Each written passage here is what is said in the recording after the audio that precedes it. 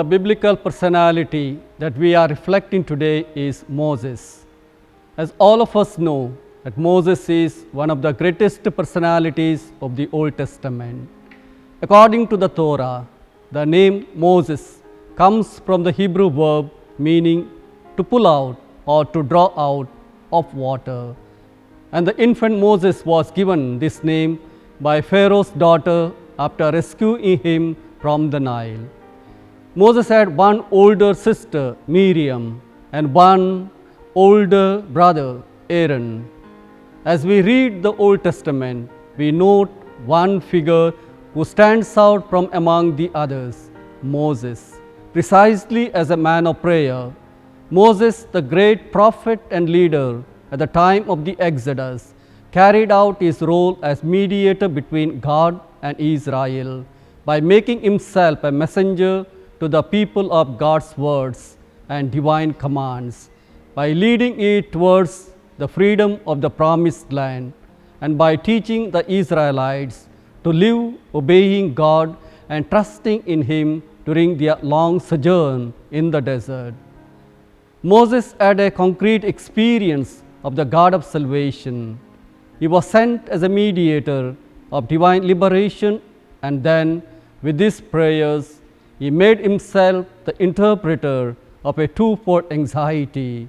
He was worried about his people's future, and at the same time, he was also worried about the honor due to the Lord, about the truth of his name.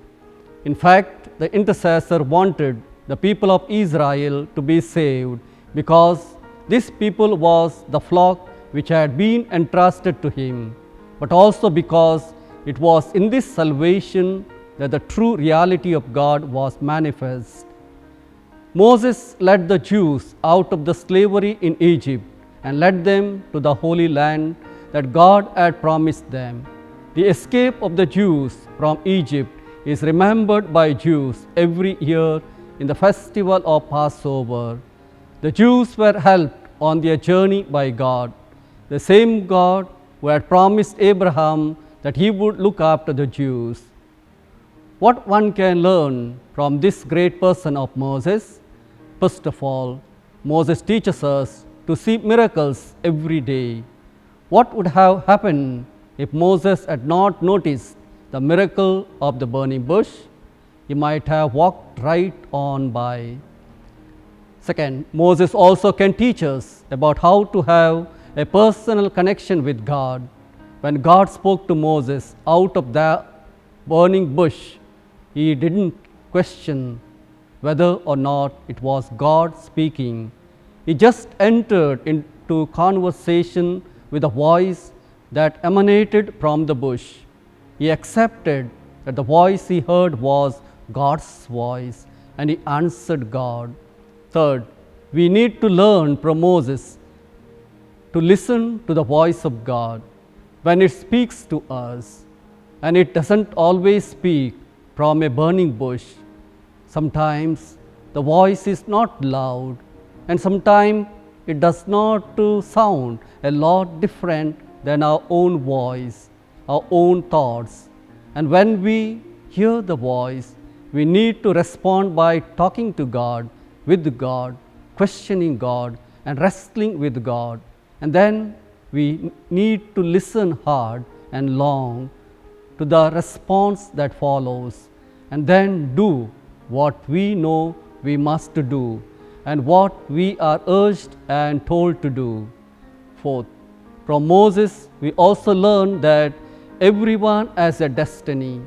Yes, his people became slaves, but because Moses was raised in the Pharaoh's palace and killed a man and went to Midian, he became the man that freed those slaves and took them into the desert, where he went to the top of Mount Sinai to get the commandments so the Israelites could enter into a covenant with God. Fifth, we can learn from Moses to be assertive and ask for what we want. God keeps telling Moses over and over again to go back to the Pharaoh and to say, "Let my people go." And he did. and eventually he got what he asked for. You have to ask for what you want. During these days of pain and suffering, each one of us must go to the Lord again and again and pray Him to save us. Lastly, Moses teaches us to have faith.